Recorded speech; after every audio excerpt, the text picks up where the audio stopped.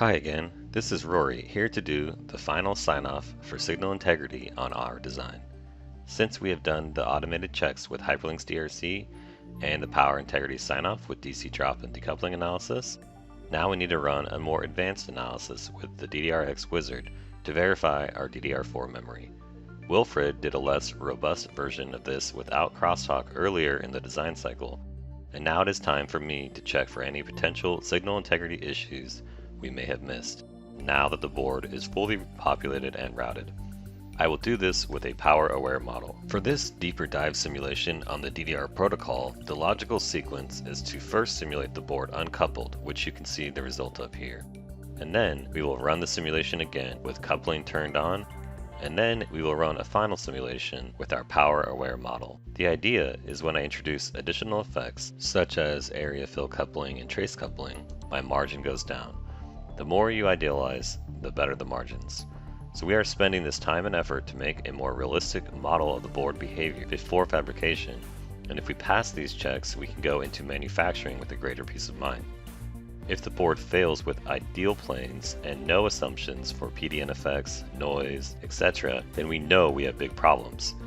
Since we have passed all the other simulations so far, now it's time to make sure it passes a more robust version of our board. Here I am enabling the trace coupling, and now you can see that it no longer has just the strip line, it has the coupled structure in the board viewer, and this at least has an influence on our impedance. So let's run the simulation again and compare. Notice that it takes a little longer to run now, and that's normal because all of these effects have an impact on our signal integrity, and as the simulation gets more complex, the execution takes a little more time.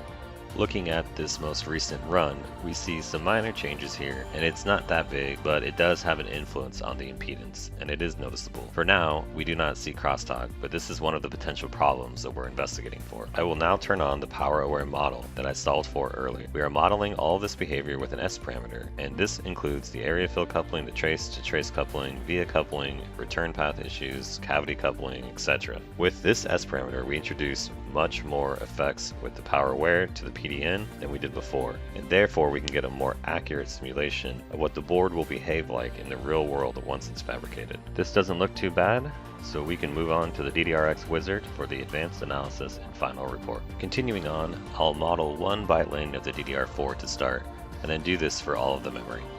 Let's use the DDRX wizard to streamline the process. Remember, Wilfred, the PCB designer, ran the DDRX wizard earlier, but he was not modeling the effects that I'm modeling now with my power-aware model. I will include crosstalk check as well. I extracted the PDN, signals, and the vias with our hybrid solver and HyperLynx.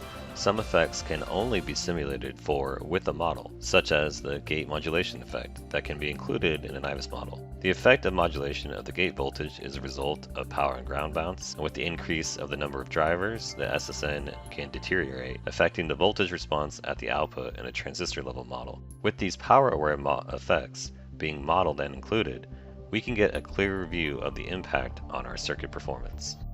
The extraction of the S parameter for the power-aware model took a while to solve for, and as such, this simulation takes a bit more time to run because of the complexity of the model.